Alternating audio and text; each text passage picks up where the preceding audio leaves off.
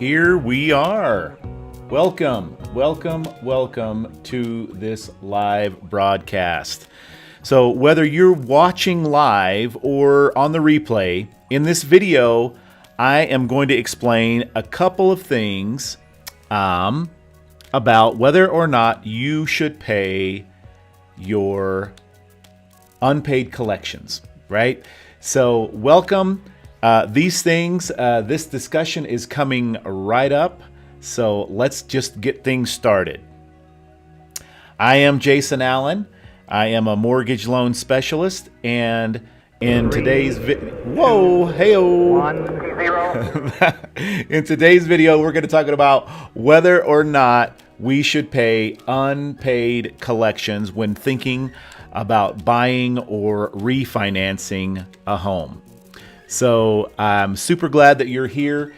The chats are going to be a minute or so behind the live. So if you have a question, please let me know and I'd be happy to answer that for you. This is a common question. I get this one a lot. And primarily today, we're going to be talking about primary residences. So all of the information that we talk about today are going to have to do with your primary home. So second homes, investment properties, a little bit different animal when it comes to unpaid collections. But today we will be discussing the primary residence with conventional and FHA loans. So to start off with, when I'm in the initial conversation with an applicant, the subject of unpaid collections often come up because life happens, right? So, and that's fine. So when a prospective home buyer is thinking about buying or selling, naturally they begin thinking about their credit score, their payment history, and their unpaid collections. And one mistake that they often make is they try to think about their credit rationally. And you kind of can't do that because it seems like the credit bureaus are always, kind of keeping us in the dark as to how we should handle things other than, paying our debts on time and keeping our balances on our revolving debt low.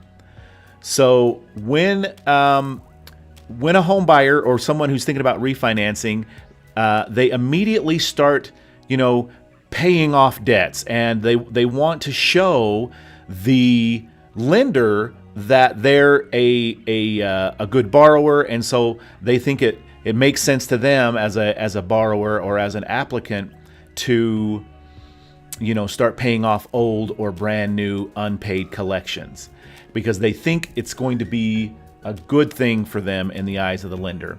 Naturally, they rationalize that the lender will look upon them more favorably if they pay off these old or new collections. But here is a super mortgage tip. There are times when paying old unpaid collections is not necessary. And here's why. Again, this is for the refinance or the purchase of a primary residence. So let's start with conventional loans.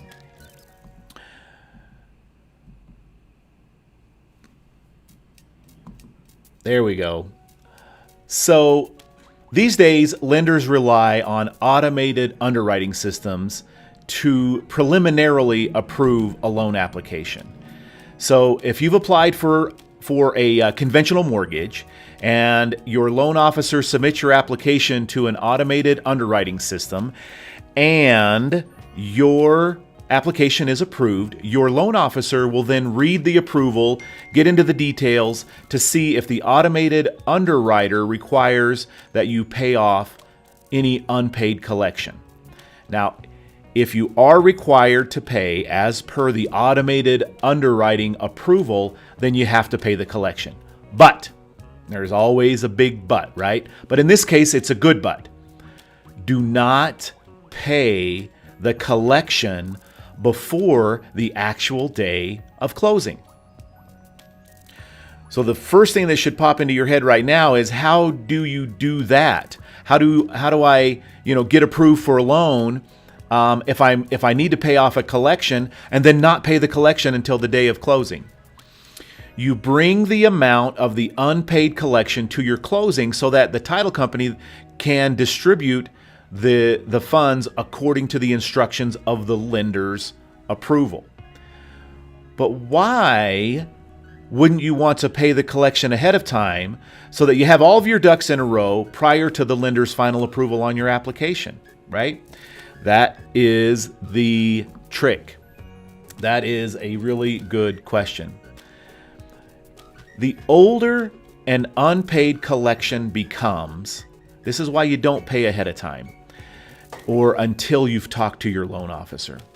The older an unpaid collection becomes, the less effect it has on your credit score. Now that's a thinker, right? The older it becomes, the less effect it has on your credit score.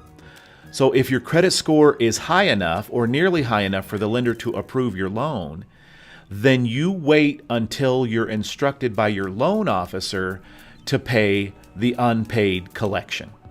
And then you pay it by including the funds needed to close your transaction in the first place. You include all of that money in the same amount so that the collection can be paid after your loan has been given final approval. If you pay that unpaid collection prior to talking to a lender, there goes the fire truck, guess what happens when your loan officer pulls your credit? Your credit score could potentially go down. When you pay off the collection and the collection company notifies the credit bureaus, TransUnion, Equifax, and Experian, that you've paid that brand new collection, or that you've paid that collection, now they report that this brand new collection has been paid and your score can go down. So the moral of the story is, before you do anything with your credit, aside from at least paying your minimum payments, you talk to an experienced loan officer. I mean, it's typically what every experienced real estate agent tells their client when they're thinking about buying is, go talk to a loan officer. Have you talked to a loan officer? It really is the best advice.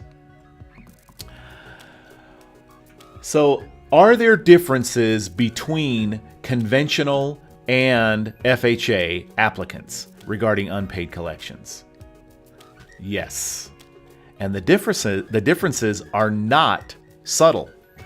With FHA loans, most of the time you get a pass if the unpaid collection, new or old, is a medical bill.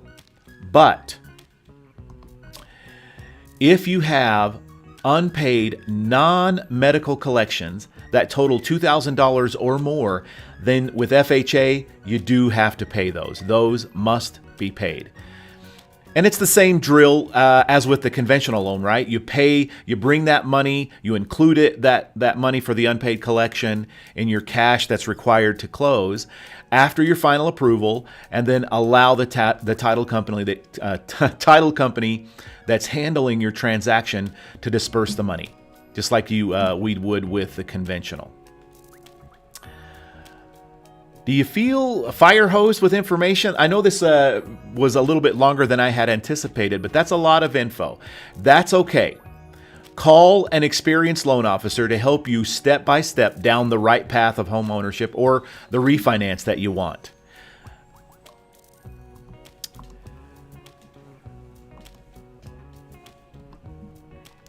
Your realtor, typically, if you're buying, your real estate agent will know at least 3 names of experienced loan officers to recommend. They've probably worked with them in the past, and so that's a good place to go, or a good resource. Or I might even know a good real estate agent myself that you could call. As I said in the beginning of this video, this information is mainly for mortgage applications for the purchase or refinance of a primary home. I hope you found this information helpful. If you have, let me know. If you found this video because it was shared with you by a real estate agent, let me know who that awesome person is in the comments. If you would like more information about this subject or any other mortgage or real estate related subject, call, text, or comment below. I am Jason Allen. I am your unpaid collection expert, and I hope to see you soon.